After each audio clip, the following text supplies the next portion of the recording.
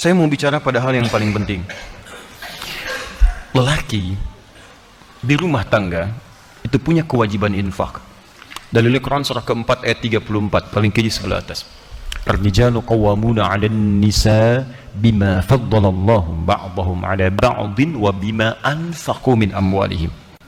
Tolong fokus di sini. Infak pertama, kepala keluarga kepada anggota keluarganya. Saat Dzulhijjah ini, coba antum evaluasi. Bukan hanya meningkatkan kuantitas infak. Saya tidak bicara uang belanja tambah misalnya, atau anak-anak tambah bekal, bukan. Coba Anda evaluasi, memasuki bulan Dzulhijjah ini, selama Anda berikan nafkah untuk keluarga, berapa di antara nafkah itu yang sudah mendekatkan keluarga kepada Allah Subhanahu wa Ta'ala? Cek. Anak-anak disekolahkan di mana?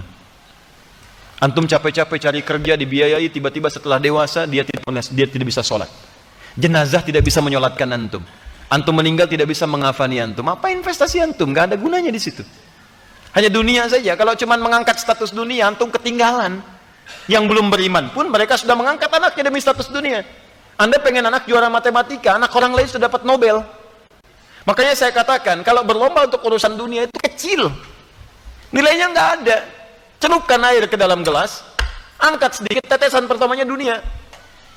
Cuman segitu nilainya. Tidak berlomba untuk akhirat. Begitu Anda lombakan anak Anda untuk akhirat, maka dia akan jadi pemenang termasuk dalam urusan dunianya. Ya, dunia itu seperti bayangan. Kalau antum kejar-kejar, capek, nggak akan ketangkap. Ayo silahkan kejar bayangan, pulang di sini kejar tuh terus. Ya, capek antum. Caranya berbalik dari bayangan, maka bayangan akan mengikuti Anda. Cari akhirat, Anda tidak akan ketinggalan dunia. Ya. Silahkan cek orang-orang dulu. Mereka penghafal Quran, ahli hadis, tapi ahli matematika juga, ahli fisika, ahli kimia, ahli macam-macam. Dan bukan aib. Kalau anak kita misalnya sekolah dalam umum, nggak ada masalah. Tapi hadirkan nilai Quran di dalamnya, hadirkan hadisnya. Cek lagi. Rumah yang antum kemudian titipkan pada istri ketika antum bekerja, jadi apa di dalamnya?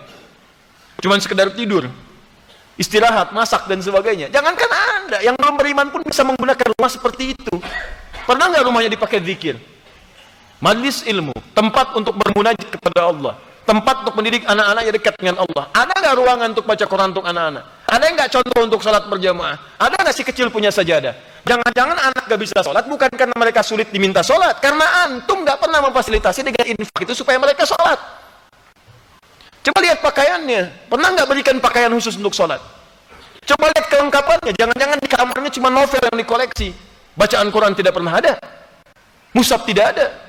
Bagaimana Anda bisa berdoa menjadikan anak yang soleh sementara Anda tidak memfasilitasi anak Anda untuk soleh? Coba lihat kendaraan antum sebelum masuk ke dalam bulan-bulan ini. Dari sekian hidup antum dititipkan kendaraan, berapa kali antum gunakan untuk ibadah? Dan itu akan ditanya. Tus'aluna yawma idzin 'anil na'im. Antum akan ditanya setiap tetes nikmat yang antum dapati. Itu titipan. Berapa banyak digunakan untuk ibadah? Pulang buka pakaian, lihat koleksi. Buka kemudian lihat kendaraan dan sebagainya. Dibandingkan dengan urusan-urusan dunia, berapa digunakan untuk kepentingan ibadah di hadapan Allah Subhanahu wa Ta'ala. Makanya saya katakan modifikasi isinya dari sekarang. Antum punya kendaraan, mobil misalnya, isikan murotal Quran di dalamnya. Berangkat kemana-mana itu jadi saksi di hadapan Allah. Jadi saksi itu. Antum dengarkan tausiah, dengarkan Quran di situ. Ya pakai motor misalnya, gunakan untuk yang baik-baik dan seterusnya. Itu luar biasa. Dan itu indah. Kalau nggak percaya coba. Bikin visi dari sekarang, perbaiki keluarga, nafkah yang digunakan, gunakan untuk kepentingan nilai-nilai kebaikan sebagai tuntunan syariat. Maka Allah akan titipkan keberkahan di dalamnya. Ada seorang ahli Quran, tinggal di pedesaan. Suaminya bekerja sebagai buruh bangunan. Istrinya itu ngambilin kayu. Masya Allah, kadang-kadang tidak malu di kesawah dan sebagainya. Tapi tahukah antum, istrinya hafizah penghafal Quran. Anak-anaknya penghafal Quran. Suami pulang ke rumah cuma 500.000 dibawa, tapi tidak pernah ada keluhan di lisannya.